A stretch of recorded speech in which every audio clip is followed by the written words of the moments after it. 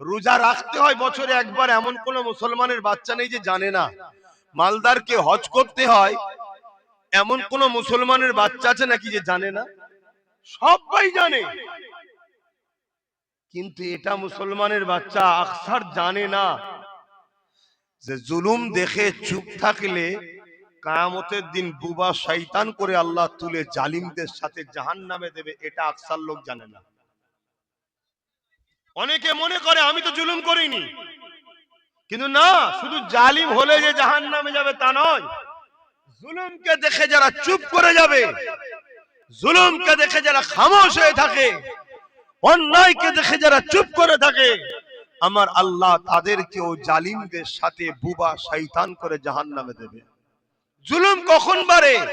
যখন হক বলনেওয়ালার লোক থাকে না। মিথ্যাচার কখন হয়? যখন সত্য বলার লোক থাকে না। কথা বুঝে আসছে তো ভাইয়েরা আমার? আপনারা নিশ্চয়ই দেখছেন কিভাবে জুলুম বাড়ছে, বাড়তে বাড়তে বাড়তে। আপনারা নিশ্চয়ই দেখেছেন গত কয়েক সপ্তাহের খবর, বিহারের মুখ্যমন্ত্রী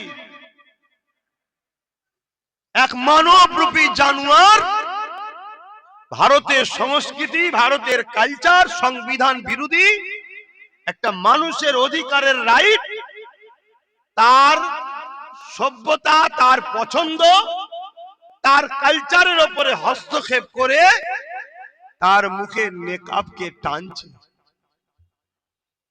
আপনি কি এখনো বুঝতে বাকি যে কাদের হাতে দেশ চলে যাচ্ছে? কারা আগামী দিনে দেশের প্রভু হতে চাইছে? আপনি কি ভাবছেন মসজিদে গিয়ে সেজদা দিয়ে জান্নাত পেয়ে যাবেন? তাহলে ইমামে হোসাইন কেন কারবালায় গিয়েছিলেন জবাবটা দিতে পারবেন? আপনি কি ভাবছেন মাসে এক বছরে একবার রোজা রেখে জান্নাতে চলে যাবেন? তাহলে মওলা আলী কেন শহীদ হয়েছিলেন জবাবটা দিতে পারবেন? আপনি কি ভাবছেন 50টা 100টা মসজিদ মাদ্রাসা করে জান্নাত চলে যাব? তাহলে হযরতে মওলা আলী জুলফিকার কেন হাতে নিয়েছিলেন জবাব দিতে পারবেন? ইসলাম যেমন ন্যায়কে প্রতিষ্ঠিত করার নাম, ইসলাম তেমন অন্যায়কে নির্মূল করে দিবারও নাম ইসলাম। জোরে বলুন সুবহানাল্লাহ। আমি আবার বলছি, ইসলাম কখনো কোনো ধর্মের বিরুদ্ধে লড়াই, জোরে বলুন, করেনি, করা নিষেধ করেছে।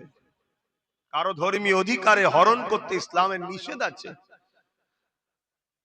আমার নবী যখন মদিনার রাষ্ট্রপ্রধান হয়েছিলেন, মদিনার সনদ তৈরি হয়েছিল যেখানে কোনো ধর্মের উপরে কেউ হস্তক্ষেপ করবে না, যে যার মতো করে থাকবে, এই চুক্তিবদ্ধ তৈরি হয়েছে। আজকে সেই জায়গায় স্বাধীন দেশে সংবিধান বিরোধী একটা ধর্মের ভাবাবেগে আঘাত দিয়ে প্রকাশ্য ক্যামেরার সামনে যাতা সাধারণ গুমুট খাওয়া লোক নয়, একটা রাজ্যের সিএম যদি একটা মা সমতুল্য নারীর জাতের ভাবাবেগে আঘাত দেয়, তাহলে সমাজ কোথায় যাচ্ছে? এ বিষয়ে কোন সমাজের শিক্ষিত পণ্ডিতদের মুখে কোনো বক্তব্য পাওয়া যায়? বুদ্ধিজীবীদের? তাহলে ভাবতে হবে, বুদ্ধিজীবী যাদেরকে ভাবছি সে শয়তানজীবী নয় তো? যাকে আমি পণ্ডিত ভাবছি সে মূর্খ নয় তো? কোন জায়গায় সমাজ যাচ্ছে? তার কিছুদিন আগে দেখলাম আর এক বাবা বলছে নারী হলো খেলা করার জিনিস, মজা করার জিনিস। শুনছেন? আবার তাদেরই দলের আরেকজন আমার পশ্চিম বাংলার উত্তর 24 পরগনা, তোমাদের এই 24 পরগনার ভাটপাড়াতে অর্জুন সিং নাম বিজেপির নেতা, সে আবার বলছে ইসলামে নাকি রেপ করাটা কোনো খারাপ বিষয় নয়। আমি জানতে চাইছি আমার যুব সমাজের কাছে, আমি জানতে চাইছি আমার কওমের কাছে, আমি জানতে চাইছি আমার বাপ মা ভাই বোনেদের কাছে, আমার রাসূলুল্লাহ আজও রওজা মুবারকে আমাদের জন্য কাঁদছে, সেই নবীর ইসলামে কি রেপ করাটা খারাপ কাজ নয়? এই মিথ্যাচারটা যে প্রচার হচ্ছে, এর বদনামটা কি আমার নবীর গায়ে কলঙ্কিতর জন্য চেষ্টা হচ্ছে না? এর আঘাতটা কি আমার রাসূলুল্লাহর গায়ে দিবার কি মানবরূপী পশুগুলো চেষ্টা করছে না?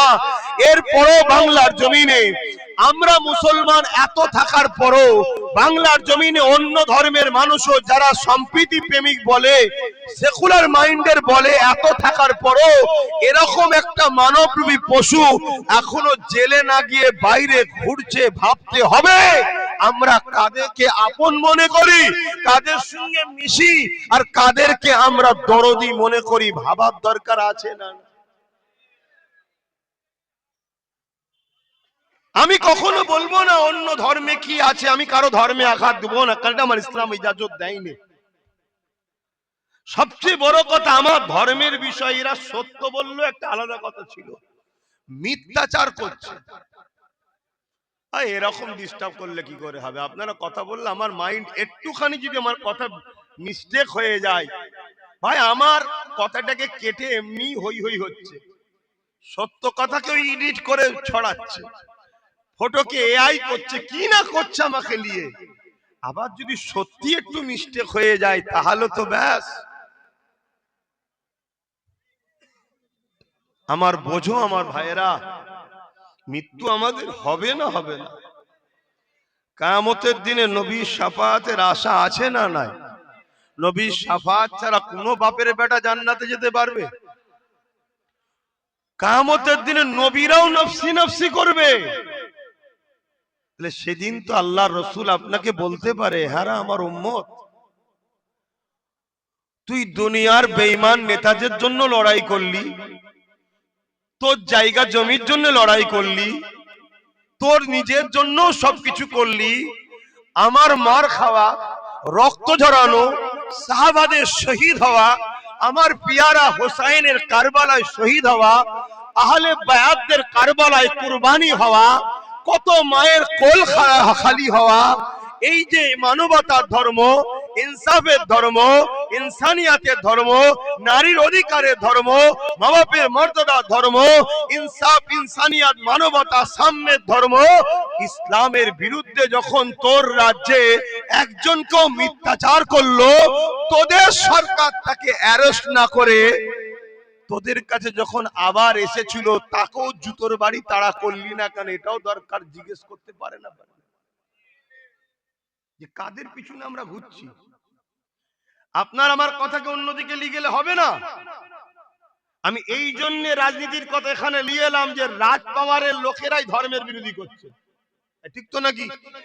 তাহলে ওর পাওয়ারটার জন্যই করছে, আর আরেক দল ভণ্ড যারা করছে তাদের পিছনেও রাজ পাওয়ারই মাদক দিচ্ছে।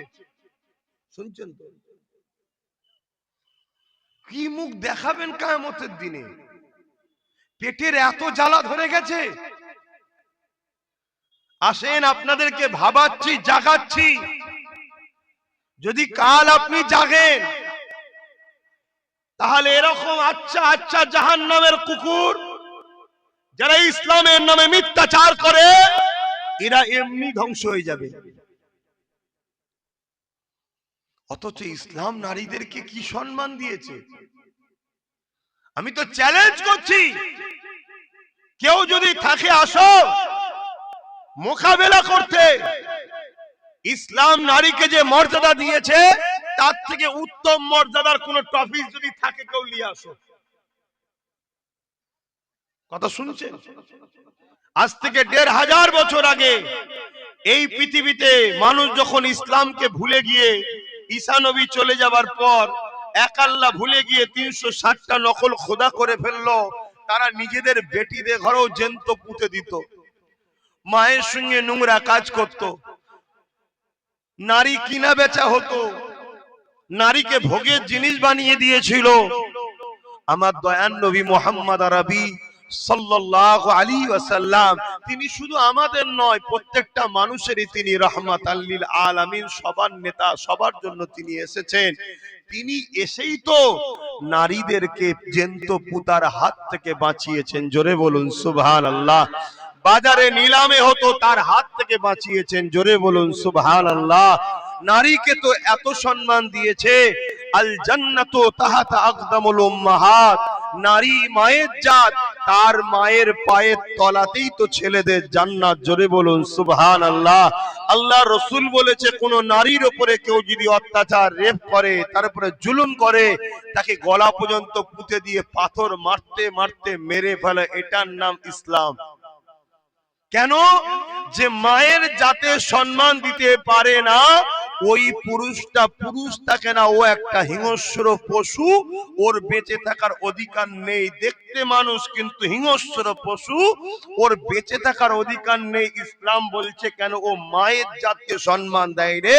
আর সেই ইসলামের নামে আজকে আমার রাজ্যে প্রকাশ্য ইসলামের নামে মাইকে মিথ্যাচার করা হচ্ছে। এমন কথা যে ইসলামে নাকি রেপ করা খারাপ নয়। আগামী দিন মুসলমান, যেখানে তুমি হকারি করতে যাবে, যেখানে বাজারে যাবে, যেখানে তোমায় একা পাবে, তোমাকে সেখানে মারা হবে এই কথার জন্য যে এ মোল্লাদের ঘরে মার, এরা নারীদেরকে জুলুম করে। কি প্ল্যান করা হচ্ছে বুঝতে পারছো? এ থেকে বাঁচতে গেলে প্রথমে তোমাকে এর বিরুদ্ধে লড়াই করে জবাব দিতে হবে যে ও ভুল বলছে। শুনছেন তো নাকি? তবে আল্লাহ তোমাকে সব জায়গায় সম্মান দেবে। আর নচেত ওর কথাটা বাকি সব জায়গায় ছড়িয়ে গেলে তোমাকে আল্লাহ জিল্লাত দেবে। চুপ থাকার জন্য তুমি মরবে দুনিয়াতে, পরকালে। এজন্য আব্বাস সিদ্দিকী বলছে, অসুবিধা হচ্ছে? আছে কেউ? ইসলাম নারীকে কি সম্মান দিয়েছে? কারো ঘরে সন্তান হলে কন্যা পুঁতে দিত। আল্লাহ রসুল বলল, কন্যা এসেছে পুঁতার জিনিস নয়, কন্যা হলো রহমতের পয়গাম নিয়ে আসে। আল্লাহ রসুল বললেন, কারো ঘরে দুটো কন্যা সন্তান হলে ওই বাপ যদি কন্যা সন্তানকে লালন পালন করে বিয়ে দিয়ে দেয়, আমি রাসূলুল্লাহ তার জন্য শাফাআত করব। জোরে বলুন সুবহানাল্লাহ। এক সাহাবী এসে বলছে, হুজুর আমার তো একটা কন্যা, তাহলে এই নিয়ামত তো আমি পাবো না। আল্লাহর নবী বললেন, যাও, তোমাকে আমি বলছি ওই কন্যাকে লালন পালন করে, তার সেবা যত্ন করে তাকে বড় করো, তাকে মহব্বত করো, বাপ হিসাবে তার গার্জেন হয়ে তাকে নিরাপদে রেখে তাকে বড় করে বিবাহ দায়িত্ব বিবাহ দিয়ে দাও, আমি রাসূল তোমারও শাফাআত করব। জোরে বলুন সুবহানাল্লাহ। আল্লাহ রাসূল আরো বলছে, কারো যদি তিনটে কন্যা হয়, ওই তিন কন্যার বাবা যদি তিনটে কন্যাকে লালন পালন করে তার বিবাহ দিয়ে দিতে পারে, রাসূলুল্লাহ দুই আঙ্গুল তুলে দেখাচ্ছে যেমন পাশাপাশি ওই তিন কন্যার বাবা আর আমি রাসূলুল্লাহ আল্লাহর জান্নাতে পাশাপাশি থাকবো। জোরে বলুন সুবহানাল্লাহ। আরো জোরে বলুন, আরো খুশি হয়ে বলুন, নারে তাকবীর। দ্বীন ইসলাম, দ্বীন ইসলাম। ইসলামের দুশমনেরা, ইসলামের দুশমনেরা, ইসলামের দুশমনেরা মুর্দাবাদ, মুর্দাবাদ। বলুন, দুবার করে বলবেন, ইসলামের দুশমনেরা, ইসলামের দুশমনেরা নারে দিবে। কিন্তু আজকে তার জাল জেল হলো কেন? সরকার তো তোমার আমার, কি তুমি আমি তো সরকার টিকিয়েছি। আমার কথার উত্তর দেবে, জেল হলো? ওর নামে কেস হয়েছে তাও জেল হলো? তাহলে ও প্রকাশ্য ইসলামের বিরুদ্ধে, আর এ গোপনে ইসলামের বিরুদ্ধে, তাই ওর কথাকে সাপোর্ট করলো। না হয় এই সুযোগে তো ও তো বিজেপির লোক, এই সুযোগে তোর রাজনীতির ফয়দা লিয়াও দরকার ছিল, যে ভোট দিল কি সব সেটিং এ। আর আমরা মুসলমান হা করার মতো 500 টাকায় বিক্রি হই। দুনিয়াতে তো যা হচ্ছে হচ্ছে, আখিরাতে আল্লাহ ছাড়বে নাকি? বলো। তোমার সামনে যদি তোমার বাপকে কেউ গালি দেয় আর তুমি যদি চুপ করে চলে আসো, তোমার বাপ তোমাকে ভালো নজরে দেখবে? আরে হাজারো বাপ কুরবান হবার পর ইসলাম এসেছে। আজকে সেই ইসলামের নামে এত বড় একটা জঘন্যতম অপরাধ ইলজাম লাগালো, তার কিছু হলো না। উপরন্তু এদের বিরুদ্ধে কোন সাধারণ মুসলমান যদি প্রতিবাদ করতে নাবে, রাজ্য সরকারের পুলিশ তাদেরকে কেস দেবে, অ্যারেস্ট করবে। তাহলে এ থেকে বোঝা গেল আমাদের হাতে সব থাকার পরও আমরা গোলাম হয়েছি। একটা জায়গা আমরা পরকে ছেড়ে দিয়েছি, নিজেদের কথা ভাবিনি। এটা আব্বাস সিদ্দিকীর বুঝানো কি ভুলে গেল? অনেকে বলবে এটা কেন বলতে গেল। জানতে হবে এ সেজেছে আমাদের, কিন্তু হাকিকাতে আমাদের নয়। কেন যে লাঠি দেও আমাকে মারছে, ওই লাঠিটা যদি কেড়ে লি আমার হাতে লি, আর মারতে পারবে? যে জোরের জন্য এত বড় কথা বলে আজকে জেলে গেল না, ওই লাঠিটা ওই পাওয়ারটার নাম কি? জোরে বলুন।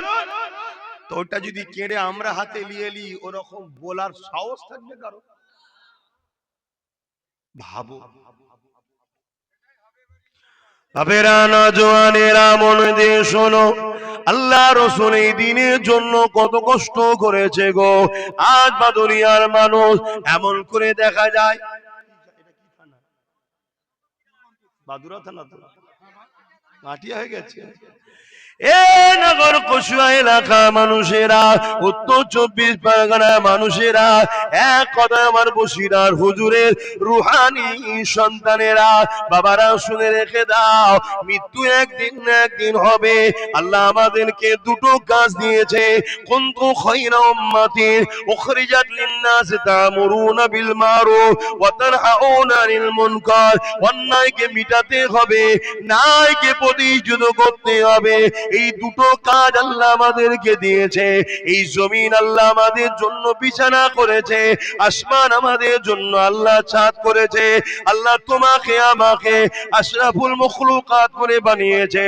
হাতে ক্ষমতা দিয়েছে, চোখে রোশনি দিয়েছে, পায়ে ক্ষমতা দিয়েছে, যৌবন দিয়েছে, শরীরে তাকত দিয়েছে। কুকুর ছাগল গরু বিড়াল করে বানাইনি। আল্লাহ পাক আশরাফুল মখলুকাত মানুষ করেছে, আবার মানুষের মধ্যে থেকে শ্রেষ্ঠ উম্মত করেছে। কি জন্য করেছে?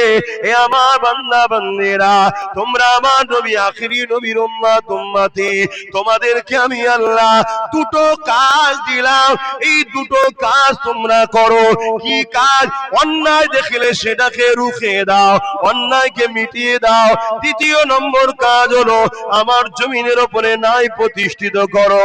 আমার জমিনের খোদার্থকে খানা খাওয়াও, আমার জমিনের এতিমের সাথ দাও, আমার জমিনে বিধবাদের অধিকার দাও, আমার জমিনের উপরে ন্যায় প্রতিষ্ঠিত করো, আমার জমিনের উপরে ঘুষ বন্ধ করো, আমার জমিনের উপরে সুদ বন্ধ করো, আমার জমিনের উপরে জেনা বন্ধ করো, আমার জমিনের উপরে খুন বন্ধ করো, আমার জমিনের উপরে দুর্নীতি বন্ধ করো, আমার জমিনের উপরে চুরি বন্ধ করো।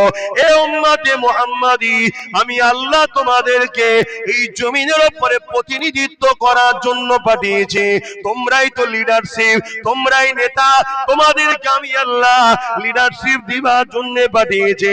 কিন্তু আজকে জমিনের মধ্যে এ উম্মতে মুহাম্মাদি, আজ আমাকে বলতে বড় দুঃখ লাগছে, আমরা রসুল ছেড়ে দিয়ে নবী থেকে দূরে সরে গিয়ে দুনিয়ার মুনাফিক বেঈমান চক্রান্তকারী নেতাদের খপ্পরে পড়ে আমরা আজকে দুনিয়া জমিনে নেতৃত্ব দিয়া তো দূরের কথা, প্রতিনিধিত্ব করা তো দূরের কথা, শ্রেষ্ঠ উম্মত তো দূরের কথা, আজ আমাদেরকে মেরে যদি দিতে পারে তাকে পুরস্কৃত করা হচ্ছে। বলো, একটা কুকুর মারলে হয়তো কেস হবে, মুসলমান মারলে এখন কেস টেস নেই। এর দোষটা কি আমাদের না? হ্যাঁ কি না? আমরাই ভুল করেছি। ওই ভুলটা কি? যে জন্য আল্লাহ পাঠালো সে কাজ ছেড়ে দিয়েছে। তোমাকে বর্ডারে পাঠানো হয়েছে, মাইনে দেওয়া হচ্ছে কি? যাতে বিদেশি শক্তি আমার দেশে হামলা না করে, তার জন্য পাহারা, দেশের মাল ইদিক ওদিক না হয়ে যায়। যদি সেই কাজ না করে তাহলে তাকে রাখবে? তাহলে আমাদেরকে আল্লাহ বানিয়েছে কি জন্য? আল্লাহর জমিনে অন্যায় বন্ধ করতে হবে। আমরা মনে করি যে শুধু নামাজ পড়তে পাঠিয়েছে। এজন্য একদল লোক আছে শুধু নামাজ রোজা দাঁড়িয়ে টুপি হজ যাকাত ছাড়া তাদের কাছে কোনো হজই নেই। আর ভালো কথা, নামাজের কথা বলতে হবে, 100 বার বলতে হবে, কিন্তু নামাজ পড়েও যদি জালিমের সাথ দেয়, ও নামাজির নামাজ তো দূরের কথা, ও ইসলাম থেকে বেরিয়ে যাবে। এটা কি জানো? বলো। কি গো ঝিমিয়ে গেলে কেন? আমার পরে বেজার হয়ে যাচ্ছে নাকি আবার? একটু শুনছো যে বলো যে হ্যাঁ শুনছি, তাহলে তো ঠিক আছে, লাইনে আছে। আর নাই ভাববো আমি রং রোডে গাড়ি ঢুকিয়ে দিলাম নাকি রে বাবা। অ্যাক্সিডেন্ট হবার আগে গাড়ি ব্যাকে নিয়ে চলে আসা দরকার।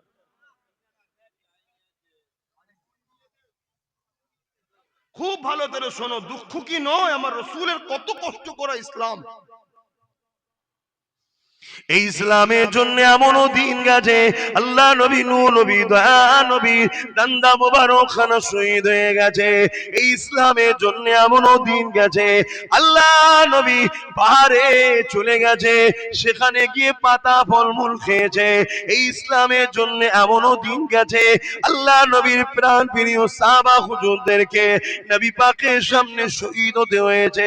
এই ইসলামের জন্য এমনও দিন গেছে, তাইফের জমিনে তোমার আমার নবী যিনি আজও মদিনার জমিনে তোমার আমার জন্য কাঁদছে, আল্লাহ আমার উম্মত আমার উম্মতিদেরকে আপনি বাঁচান আল্লাহ।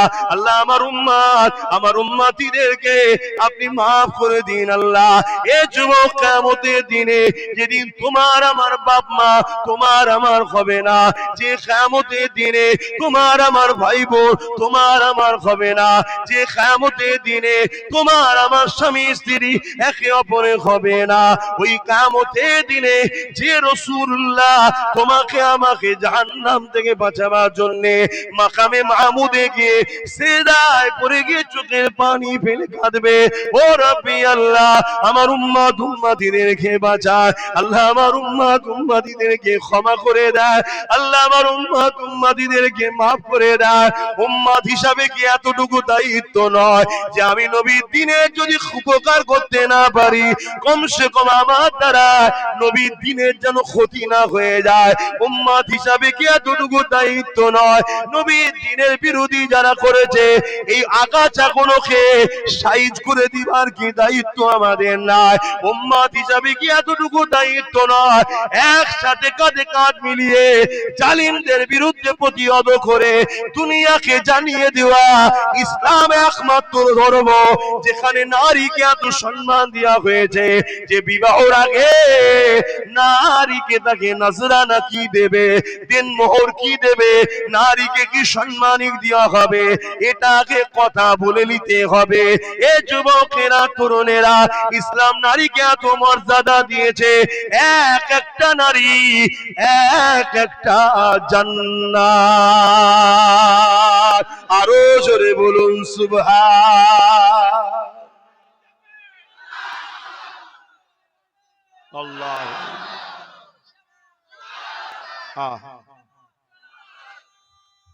আল্লাহ বলো আমার ভাইয়েরা, দুনিয়াদারি করতে গিয়ে আমার রসুলের কষ্টের ইসলামটাকে ভুলে গেলাম আমরা।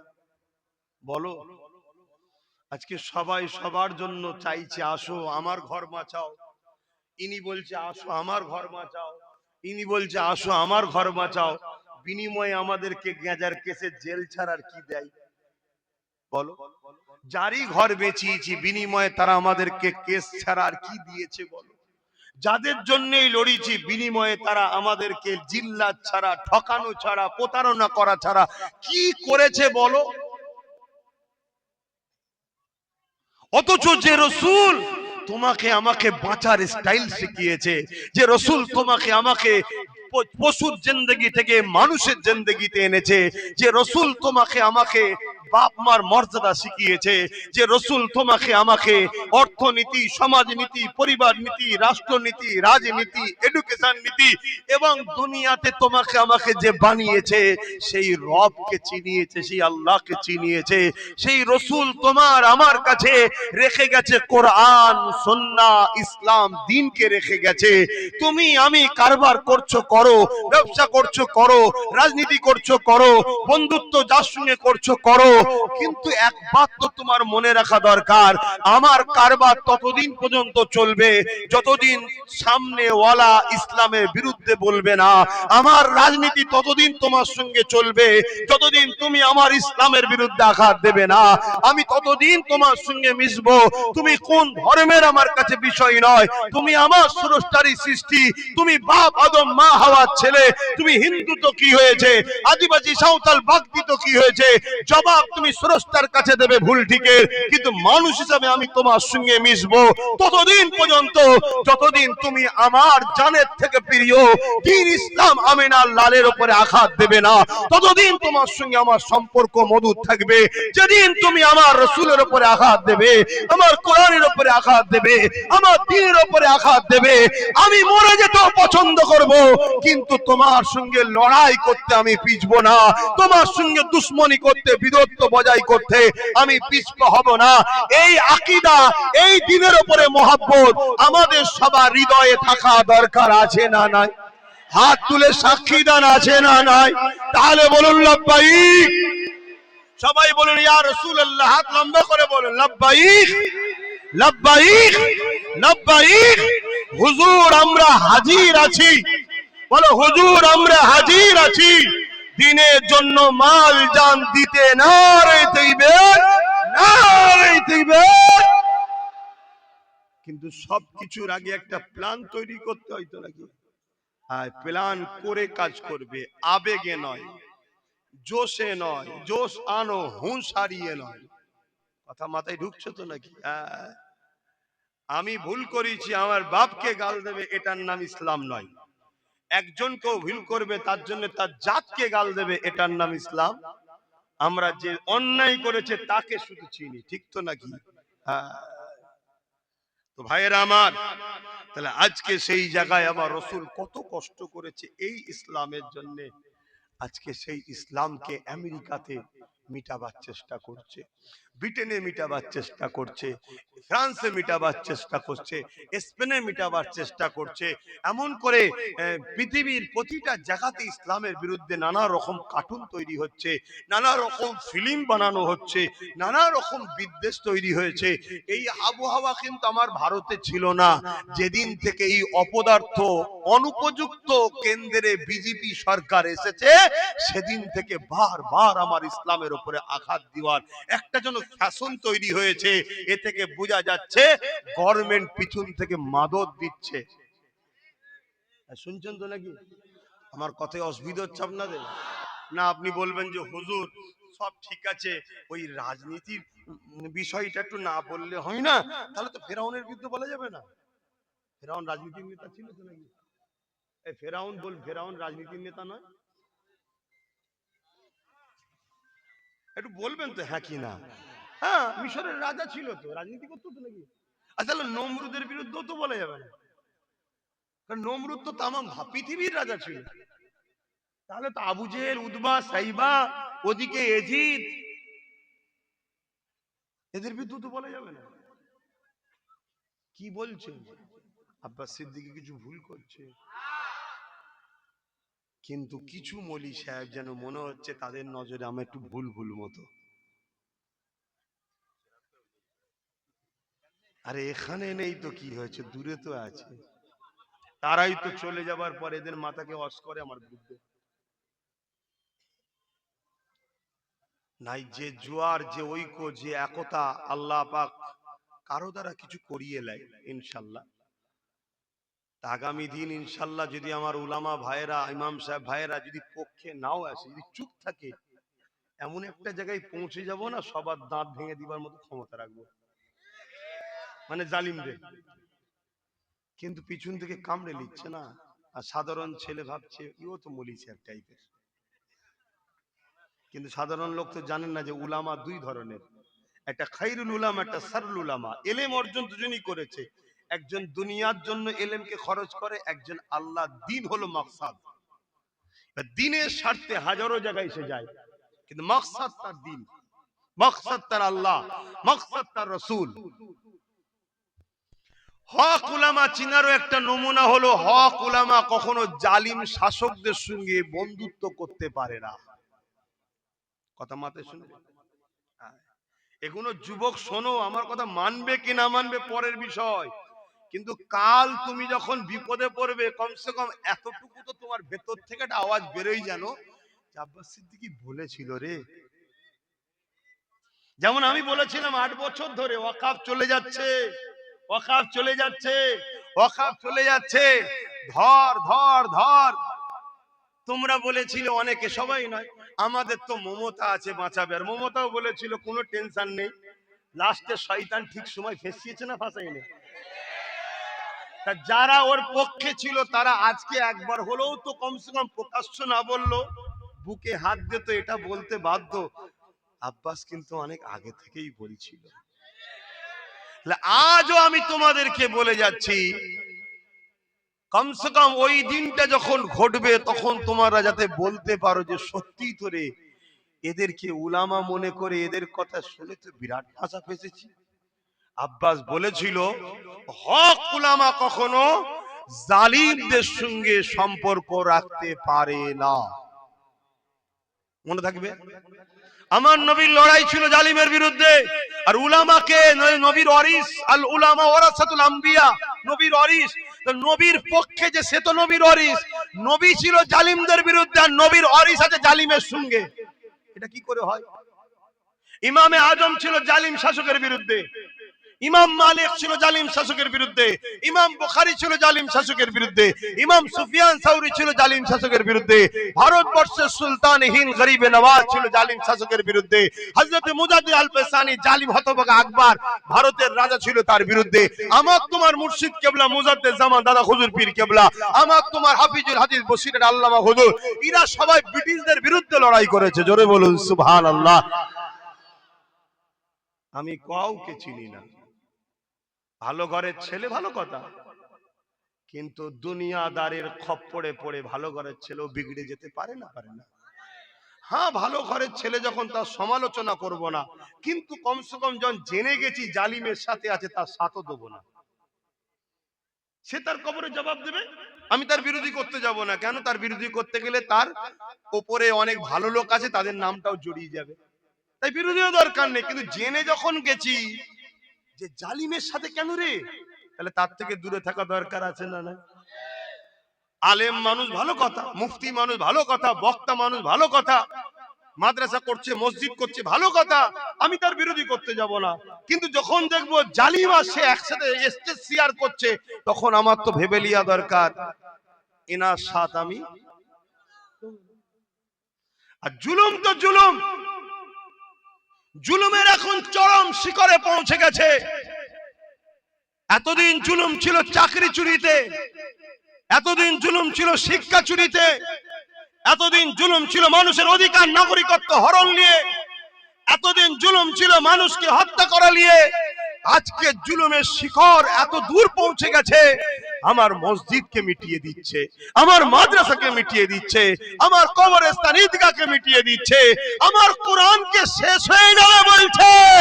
এরপরেও যদি কোন উম্মতে মুহাম্মাদি, সে আলেম হোক আর সাধারণ মুসলমান হোক, তাদের সঙ্গে মেশে রাসূলুল্লাহর হাদিস বলছে এরা ইসলাম থেকে বেরিয়ে যাবে, আমার বাপের কথা নয়। মিশকাত শরীফের হাদিস, রাসূল বলছে কেউ জালিম জানার পরও তাকে শক্তিশালী করার জন্য তার সাথ যদি দেয়, সে মুসলমান ইসলাম থেকে বেরিয়ে যায়। যে ইসলাম থেকে বেরিয়ে যায় সে ঈমানদার থাকতে পারে না। এতদিন সে মসজিদের বিরুদ্ধে ছিল না, তুমি তার সাথ দিয়েছিলে, ভিন্ন বিষয় দুনিয়াদারি। এতদিন সে কোরআন শেষ হয়ে যাবে বলে না, তুমি সাথ দিয়েছিলে, ভিন্ন বিষয়। এতদিন সে মাদ্রাসা শেষ হয়ে যাবে বলে নে, তুমি তার সাথ দিয়েছিলে, ভিন্ন বিষয়। এতদিন সে এমন করে ওয়াকফ কালা কানুনকে মেনে লাইনে, অর্থাৎ কেন্দ্রের জালিম সরকারের সঙ্গে হাত মিলাইনে তুমি তাকে মেনেছিলে, আলাদা বিষয়। আজ যখন দিনের মতো সত্য, কেন্দ্র সরকার যেমন দুশমন, এও তেমন দুশমন, এরপরও যদি তুমি এর সাথ দাও, তাহলে জেনে রেখে দিও রাসূলুল্লাহর হাদিস অনুযায়ী তুমি মুফতি হতে পারো, পীর হতে পারো, পীরজাদা হতে পারো, মাওলানা হতে পারো, ইমাম হতে পারো, বক্তা হতে পারো, সাধারণ মুসলমান হতে পারো। জালিমকে শক্তিশালী করার জন্য যে সাথ দেয় রাসূলুল্লাহর হাদিস, সেই ইসলাম থেকে বেরিয়ে যায়, বেরিয়ে যায়, বেরিয়ে যায়। এটা জাতির কাছে জানানো আমার দরকার আছে না নাই? হাত তুলে বলুন দরকার আছে না নাই? এজন্য জানালাম। এবার এইটা জানাতে যদি কেউ বলে আমার ক্ষতি হয়ে যাবে, আমি কি করব? তোর ক্ষতিটা ভাববো না, আমার দিনের কথা আগে ভাববো। কথা বলে, তোর ক্ষতিটা আগে ভাববো না, আমার ভালোবাসার মানুষগুলো ইমানদার হয়ে জান্নাতে যাকে, এটা ভাববো। এই কথাটা বলাতে আবার কাটিং করে সব ছড়ানো হয়েছে। আবার একজন বুজুর্গ মানুষের সঙ্গে সেটিং করেছে, দেখো ইনি বলছে দিয়া যাবে। ইনি কবে বলেছিল? যখন ইনি বলেছিলেন তখন এ শয়তান বলেন এ কোরআন শেষ হয়ে যাবে। শুনছেন তো নাকি? যে কোরআন শেষ হয়ে যাবে সে শয়তান না শয়তান না? এই আওয়াজ দিয়ে শুনতে চাইছি। কারো শয়তান বলতে অসুবিধা আছে? শয়তান তো সেই বলবে না যে এর মতো শয়তান। শয়তান কখনো শয়তানকে শয়তান বলতে চাইবে না। মুমিনই শয়তানকে শয়তান বলতে পারে। বলবেন না সবই ঠিক আছে, সম্মানীয় ব্যক্তি এত বড় কথা বলে কিসের সম্মান? কিসের সম্মান? আমরা সাথ দিই তাই সম্মান পাই, আমরা সরে গেলে বিগত দিনে সবার সম্মান পাংচার হয়ে গেছে। তাহলে তুই আমাল দিয়াতেই সম্মান পেলি, আর তুই আমার পবিত্র গ্রন্থ কোরআন শেষ হয়ে যাবার কথা বলিস? তাহলে একদিকে যেমন বলছে ইসলামে রেপ করা কোনো খারাপ নয়, একদিকে বলছে কোরআন শেষ হয়ে যাবে, আর একদিকে বলছে মাদ্রাসা ভেঙে দাও। আবার নতুন করে একটা প্ল্যান হচ্ছে পশ্চিম বাংলা এবং ভারতের একটা ঐতিহাসিক মাদ্রাসা আলিয়া, আজকে সেই মাদ্রাসাকে শেষ করার জন্য এক জাহান্নামের কুকুরকে দায়িত্ব দেওয়া হচ্ছে। দেখেছেন তো নাকি? তাহলে বলুন এরা কি করতে চাইছে? আর এদের এই পাওয়ারটা কে দিয়েছে? এদেরকে এই পাওয়ারটা কে দিয়েছে? জনগণ বললে হবে না, উত্তর ভুল হচ্ছে। এদেরকে এই পাওয়ারটা কে দিয়েছে? বলো না, লজ্জা লাগছে কেন? আমরা দুধেল গাইরাই দিয়েছি তো। হ্যাঁ, ভুল তাহলে করেছি না করিনি? মানুষেরই ভুল হয়। কার ভুল হয়? তাহলে তওবা করো, ইস্তেগফার করো। যে ভুল আমরা করেছি আমাদেরকেই এর প্রায়শ্চিত্ত করতে হবে, তাই তো নাকি?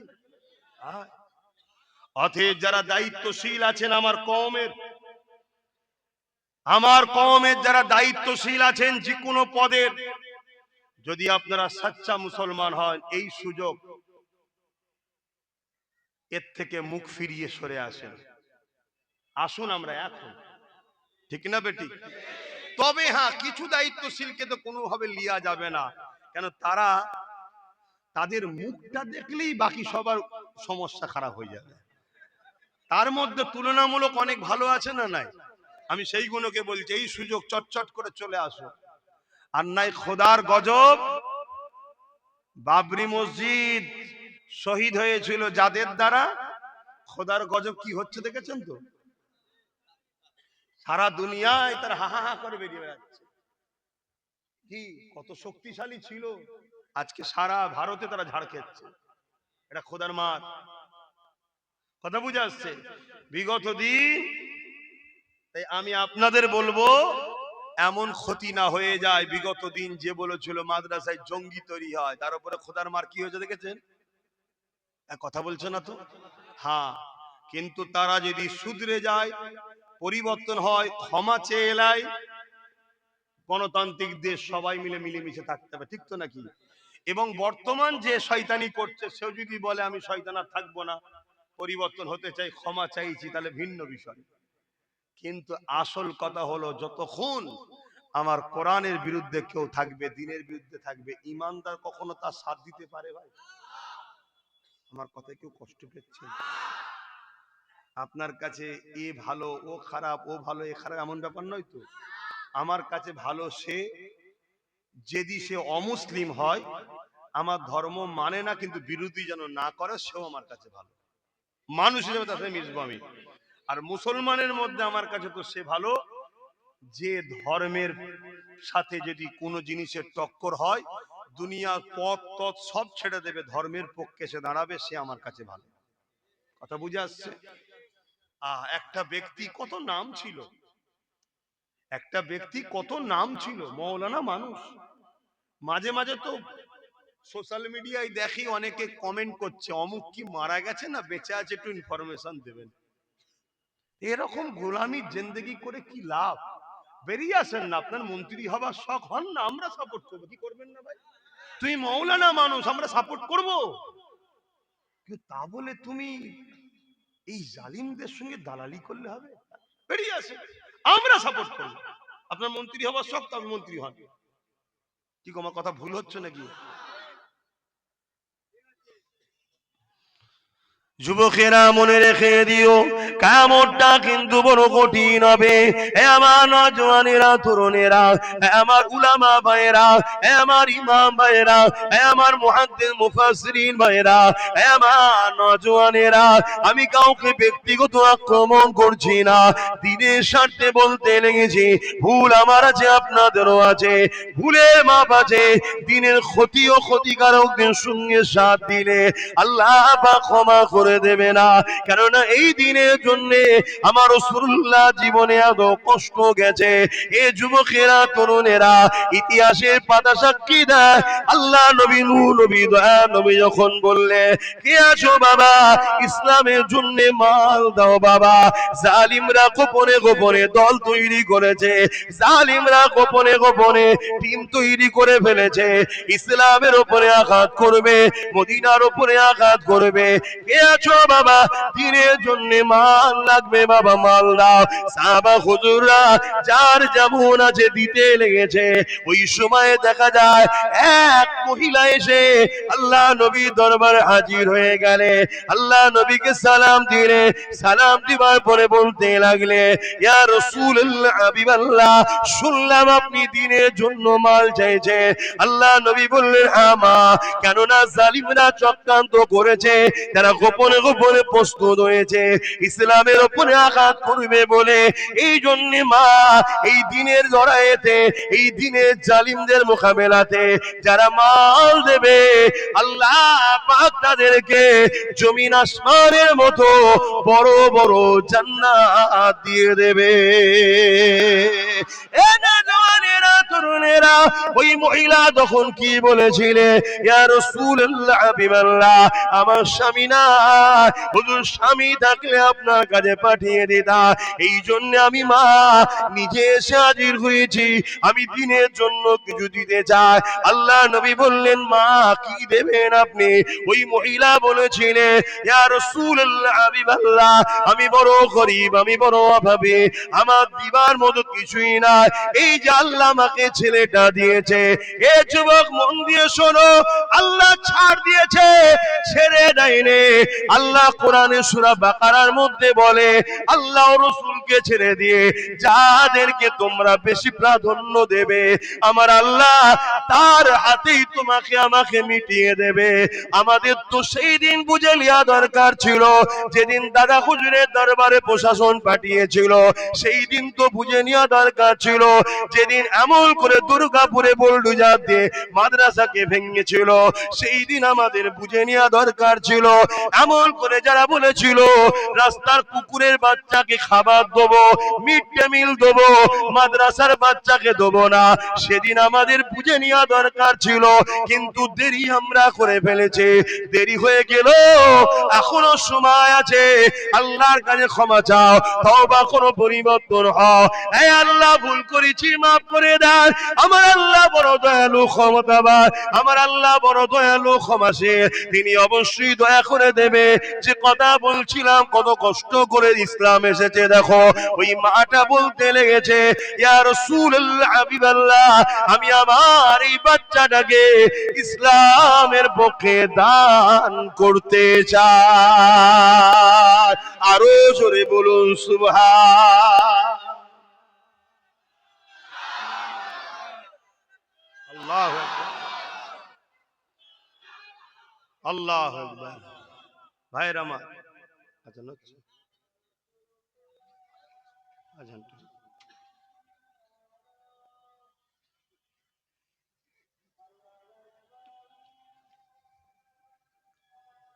ওহ,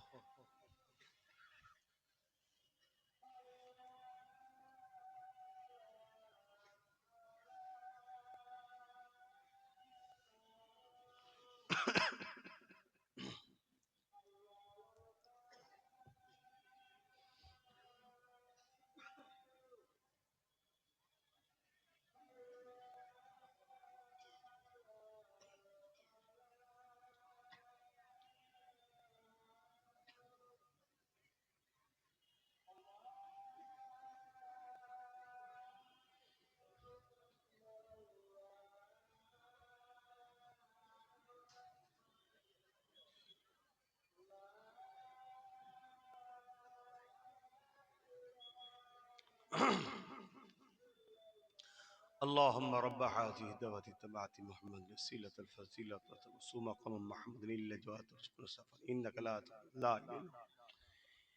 এই যে একটা জিনিস দেখছি, আজান যখন দেয় জলসার সময় কিছু কিছু লোক উঠাউঠি করেন, এই খসলত গুলো কেন ঢুকেছে আপনাদের? হ্যাঁ, না, এই খসলত গুলো ঢুকলো কেন?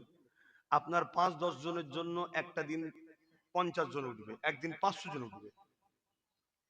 এজন্য বলবো আপনারা আসবেন না। আমি কিন্তু খুব কড়া ছেলে ভাই। 5 জন থাক, ডিসিপ্লিনওয়ালা ভদ্র সভ্য থাক, একে নিয়ে অনেক কিছু করা যাবে। কারণ 313তে পৃথিবী জয় করেছে আমরা। কত? হ্যাঁ, বদর থেকে শুরু হয়েছিল 313 জন দিয়ে। ভাবতেই পারেন লোক এই ছিঁড়া ফাটা জামা পরা খালি পায়ের লোকগুলো পৃথিবী জয় করে ফেলবে একদিন, কিন্তু না পেরেছে তারা। কেন? তাদের অন্তরে রসুলের প্রেম ছিল অগাধ, আল্লাহর উপরে ভরসা ছিল অগাধ। এই আল্লাহর উপরে ভরসা, নবীর প্রেম তাদেরকে পুরো পৃথিবী জয় করার ক্ষমতা দিয়েছে একদিন। ভদ্র হও। এবারে ভাববেন 2-5 জন যাচ্ছে তো এত লোকের মাঝে অসুবিধা না, ওই 2-5 জন থেকে একদিন 2-5 হাজার শিখবে। এখানে জায়গা নেই তাই আমি বেশি কিছু বলছি না। আমার জলসায় কেউ দাঁড়িয়ে থাকলে আমি তাকে চলে যেতে বলি, ভাই আপনি দয়া করে চলে যান। এখানে এখন জায়গা নেই বলে কিছু বলছি কেন? ওই দাঁড়ানো গুলো দেখে বসাওয়ালা গুলো দাঁড়ানো শিখবে। তাই কখনো কেউ চাই না তার ছেলে খারাপ লোকের সঙ্গে মিশুক। রসুল বলেছেন মাহফিলে বসো, কথা শেষ, বসতে হবে। জায়গা থাকে না, নাচার আলাদা কথা। অনেক জায়গায় জায়গা থাকার পরে লোক বসতে চায় না, আছে না নাই? আমি তাদেরকে ওপেন বলি, ভাই আল্লাহর রাস্তে চলে যাও, আমার দরকার নেই। কেন? যে কটা 50টা 100টা ভালো আছে, এই কটাও খারাপ হয়ে যাবে। হয়তো তো আমাকে অনেকে খারাপ ভাবে, আরে যে যা ভাবছে ভাবগে যাক। আমি দুনিয়াকে খুশি করার জন্য ওয়াজ করতে এসেছি। আমি চেষ্টা করছি আল্লাহ রসুলের পক্ষে গোলামি করা, আল্লাহর দাসত্ব, নবীর গোলামি, যাতে কিয়ামতের দিন আমি যেন নবীর শাফাআতটা পাই, যে আমার দিনের হয়ে কথা বলেছিস, আয় চ জান্নাতে চ। এইটাই হলো আশা। আর না হয় যদি পেটের জন্যই জলসা করতে হয়, সব বিরোধী কথা বলার কি দরকার?